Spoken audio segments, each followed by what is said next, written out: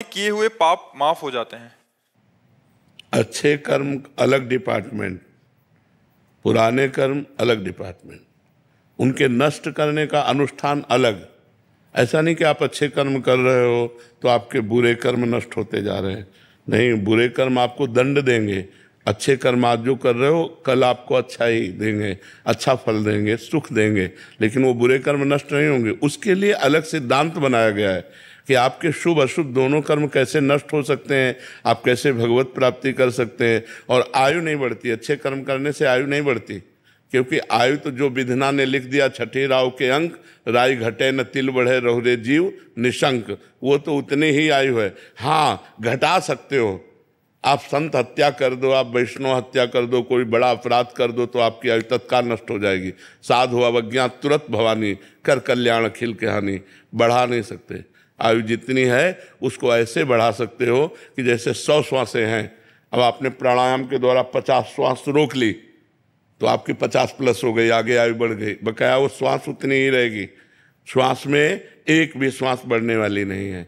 इसीलिए सावधानी पूर्वक हर श्वास को भजन करते हुए, लोगों का मंगल करते हुए, तीर्थयाटन करते हुए, परोपकार करते हुए ऐसे व्यतीत करना चाहिए। गंदे आचरण, गंदा भोजन, गंदा व्यवहार, ये सब यहीं धरा रह जाएगा। चाहे जितना कमा लो यहीं बैंक बैलेंस धरा रह जाएगा, चाहे जितनी बिल्डिंगें खड़ी कर लो यहीं सब धरी रह जाएंगे। मर के नरक जाना पड़ेगा यदि पाप करोगे। अच्छे कर्म करोगे अच्छा फल मिलेगा, बुरे कर्म करोगे बुरा फल मिलेगा। आयु से उसका कोई ताल्लुक नहीं है। डॉक्टर चंद्रहास नायक जी, गुजरात से।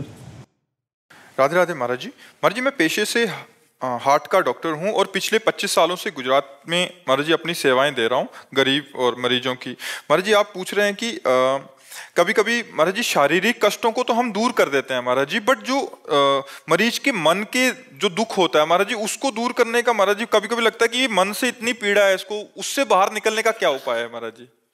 भगवान के भजन के बिना चाहे आप लाख उपाय कर लो, सुखी नहीं किया जा सकता।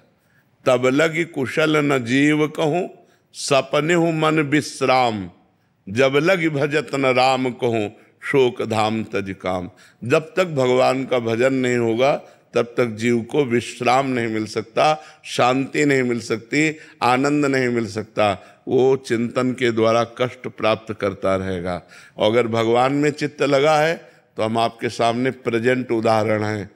लेकिन मैं आनंदित हूँ, मुझे किंचन मात्र कोई कष्ट नहीं है। क्यों? क्योंकि मेरा मन भगवान में लगा है, इसलिए।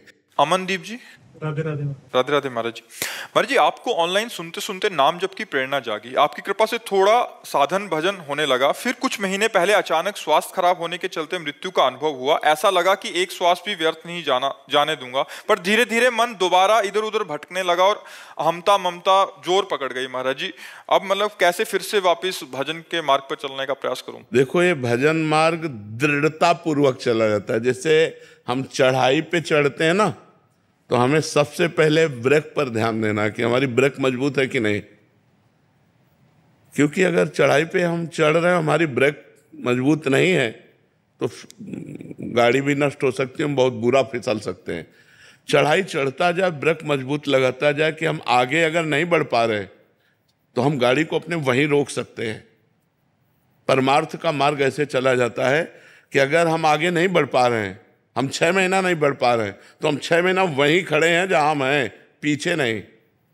अगर पीछे गए तो गाड़ी भी बर्बाद हो जाएगी और हमारा सारा का सारा प्रयत्न निष्फल चला जाएगा। क्योंकि जब हम भगवान के मार्ग में चलते हैं तो काम क्रोध लोभ मोह मद मत्सर ये अपनी पूरी ताकत लगाते हैं हमको पीछे घसीटने के लिए, और हम बढ़ना आगे चले जाए। ऐसे सुविधाएं नहीं मिलेंगी, लेकिन जब भजन के लिए आप चलोगे तो भोग की हर सुविधा आपको मिल जाएगी, भ्रष्ट होने के लिए हर चांस मिल जाएंगे, माया वो सब कर देगी। नहीं भोगना, मुझे भगवान चाहिए, ब्रेक मारो। मुझे गलत आचरण नहीं करना, मर सकता हूं, गलत आचरण नहीं कर सकता, मैं गलत मार्ग में नहीं जा सकता, भले खड़ा रहूं यहीं। अगले जन्म में हमें रास्ता मिलेगा तो चलूंगा, पर मैं पीछे नहीं हटूंगा। इसमें ऐसे चला जाता है।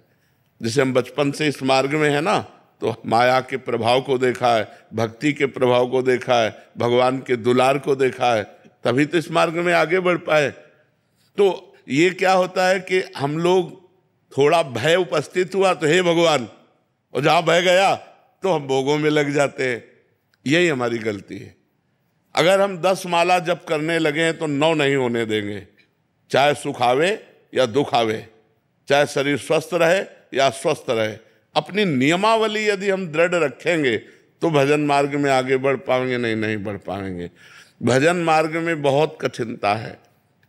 इतना दृढ़ निश्चय करना कि मैं मृत्यु को स्वीकार कर सकता हूं पर गलत आचरण स्वीकार नहीं कर सकता। मृत्यु आवे, मुझे मार जाए, वो स्वीकार है, लेकिन मैं गलत आचरण नहीं कर सकता, धर्म विरुद्ध नहीं चल सकता। ऐसा ब्रेक होनी चाहिए, और ऐसी ब्रेक नहीं है, ऐसी ब्रेक नहीं है। जहां फिसलन हुई उधर ही फिसलते चले जाते, तो फिर भजन कैसे होगा? भजन तो बहुत पवित्र वस्तु है।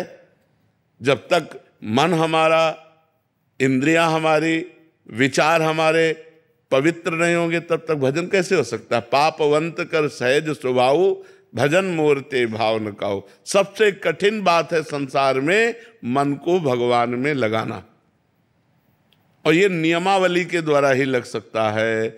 जैसे जल को कहीं भी छोड़ो वो ढलान की तरफ नीचे ही जाएगा, अगर ऊपर चढ़ाना है तो यंत्र की जरूरत है, नहीं है? ऐसे ही मन को छोड़ो वो विषयों की तरफ जाएगा, अगर उसे परमात्मा में लगाना है तो मंत्र की जरूरत है। निरंतर मंत्राकार करो, नामाकार करो, राम राम राम, कृष्ण कृष्ण कृष्ण, राधा राधा राधा, तभी ये जाकर भगवान में लगता है, ऐसे नहीं लगता। और जब भगवान में लग गया फिर महान आनंद, जिसके प्राप्त करने के बाद कुछ प्राप्त करना बाकी नहीं रहता, जिसके जान लेने के बाद कुछ जानना बाकी नहीं रहता, वो भगवान है। हर समय अपार आनंद हृदय में रहता है, न कोई शोक, न कोई चिंता, न कोई चाह, न कोई भय, आनंद ही आनंद। और हम आनंद ही प्राप्त करना चाहते हैं, लेकिन भोगों में कौन सा ऐसा भोग है जो हमें आनंदित कर दे? बताओ। आप लोग तो गृहस्थ हो, हर भोग के बाद अशांति, तृष्णा, घृणा, यही चीजें हैं। इसमें नहीं, उसमें, उसमें नहीं, उसमें भागते घूम रहे, कभी हमें तृप्ति नहीं हुई। तृप्ति तब होगी जब भगवान के चरणों का चिंतन करेंगे, सत्य से चलेंगे, परोपकार करेंगे, परहित करेंगे, तो हमारा हृदय आनंदित हो जाएगा।